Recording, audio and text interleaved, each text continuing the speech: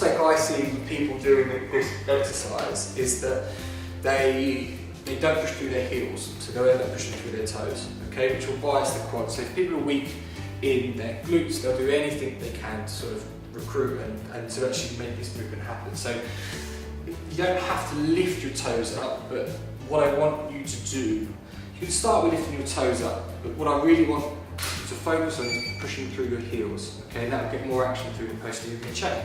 Now, what Lizzie's going to do is she's going to squeeze her glutes, she's going to lift her hips off the ground, peel her back off, and she's going to hold there. She's going to hold 3, 2, 1, and slowly lower, okay?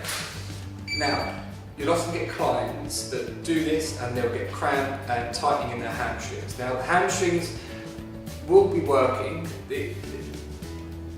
but because we're trying to get the glutes to work, the hamstrings cramp or they tighten up, it's often a sign that the glutes are actually weak and they're not doing as much work as they could be. It's also sometimes difficult with an anterior pelvic tilt because you'll get people with tight hip flexors through the front, which means it almost prevents them getting into hip extension, like we saw with you. Okay, so you would sometimes couple this with, say, a hip flexor, just a static hip flexor stretch, and then couple that with this. So you're actually trying to almost switch the hip flexor off completely, and that allows you to get into a more hip extension, which should be able to squeeze sort of more activation with the glute. So an easy way to progress this, because if Lizzie shows us a couple of these, up through the heel, good, and down, and a couple, and down. If we want a bit of overflow and a bit more activation, you can put the ball in there and squeeze and lift up and down.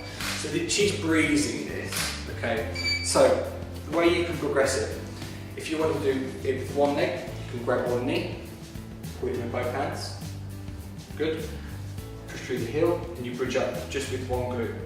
And she makes that look really easy, but that's a lot tougher, okay? And down, and again, up, 3, 2, 1, and down.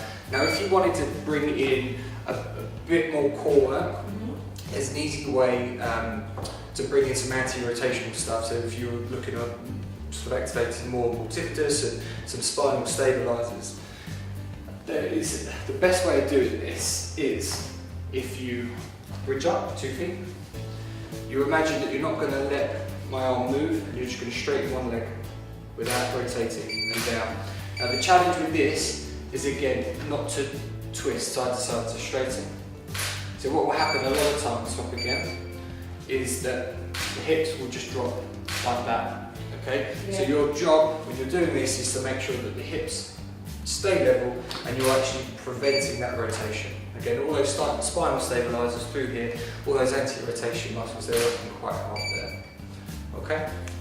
And if you wanted to do that at home, you could stick a ball in and you'd have to keep the ball there, okay? Which is a bit different, but it gives you some feedback in terms of the fact that you're not massively lifting one leg up, okay?